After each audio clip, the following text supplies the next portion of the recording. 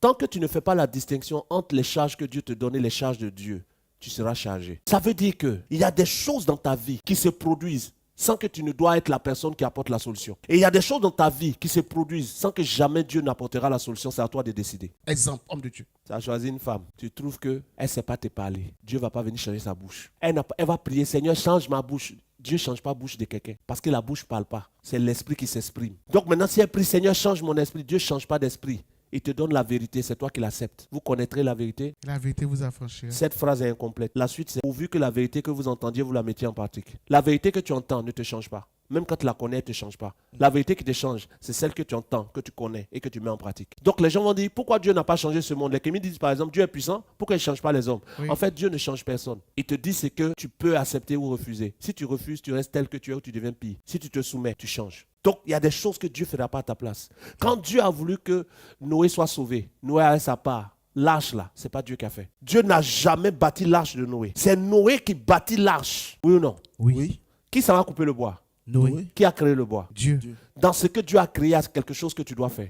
Dans ce que Dieu a créé, il y a quelque chose que tu dois transformer. Si tu ne sais pas quoi faire avec ce que Dieu a créé, parfois tu restes au même niveau, même quand le déluge vient. Donc, c'est Dieu qui a créé l'arbre, mais c'est Noé qui doit le couper. Noé coupe l'arbre comment? Un instrument. Avec un instrument qui est capable de couper du bois. Ouais. Et les instruments qui étaient capables de couper du bois en ce moment-là, c'était le granit ou le fer. Ouais. C'est-à-dire les pierres qui étaient tellement aiguisées qu'on prenait pour couper le bois, on attachait dessus un bois et puis on attachait une corde pour pouvoir en faire une hache. Qui a créé le granit C'est Dieu. et le fer? Dieu. L'homme transforme cela pour l'adapter pour couper du bois que Dieu a créé. Il y a des choses que Dieu te donne que si tu prends ça brut, ça ne te sert à rien. Il y a des choses que vous avez dans votre vie qui ne vous servent à rien. Vous ne savez pas comment, à quoi ça sert. Dieu m'a donné 1,10 m. Pourquoi il m'a donné 1,10 m? D'autres ont 1,80 m. Des fois, ce que tu vois qui n'est pas important, tu trouves que c'est moins que les autres. A une utilité, c'est toi qui ne sais pas quoi faire avec. Et tu es en train d'envier les gens dans ce qu'ils ont. Or, ce que tu as t'a été donné parce que Dieu a considéré toutes les options X depuis le début jusqu'à la fin concernant ta vie afin que tu ne manques de rien pour réussir.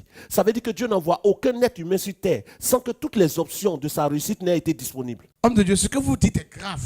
Et c'est fort. Puisque on voit des gens qui sont bons.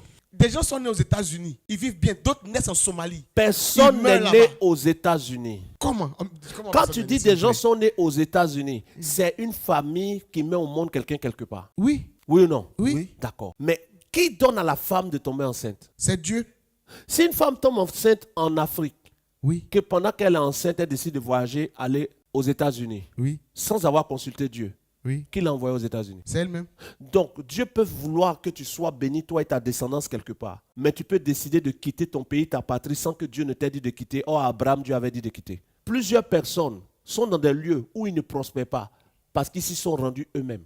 Et donc, ils moissonnent le fruit de la pluie qui tombe dans le lieu où ils sont. La manne tombait dans un lieu, sur l'endroit où était le peuple d'Israël ou en dehors de la ville. En dehors de la ville. Lorsque la manne tombait là-bas, ils partaient la chercher ou pas? Ils allaient chercher. D'accord. Supposons que le peuple d'Israël était resté en Égypte. Parmi les Israélites, eux tous ne sont pas allés, n'ont pas suivi Moïse. Tous ceux qui sont restés en Égypte, est-ce qu'ils voyaient la manne? Non. Est-ce qu'ils ils buvaient l'eau du rocher? Non. Non. Le lieu où tu te situes détermine si ce qui tombe, tu le reçois. Donc ce qui doit tomber pour toi est prédéterminé avant la création du monde. D'accord. Il faut simplement que tu sois là où il faut, quand il faut, pour que ce qui descende pour toi et ce qu'il te faut vienne. Oui. Beaucoup de gens ne sont exactement pas là où il faut, quand il faut, parce qu'ils ont décidé eux-mêmes d'être des migrateurs. Oui. Et dans leur Migration. migration, ils ont refusé d'être sédentaires. Mhm. Et là où la flamme de feu s'était arrêtée, eux, ils ont continué. Là où la nuée s'était arrêtée, pour eux, ils ont continué. Et donc, quand l'ange a remué l'eau, ils étaient ailleurs. Quelqu'un d'autre était tombé dans l'eau. Et ils ont dit, je souffle là-bas, pendant qu'ils devaient guérir ici. Oui. Les gens sont tellement libres que beaucoup ont vécu sans considérer ce que Dieu veut pour eux. Et aujourd'hui, le chaos est là. Dieu a envoyé son Fils pour rétablir l'ordre. L'ordre, c'est de chercher la volonté de Dieu, non de prier.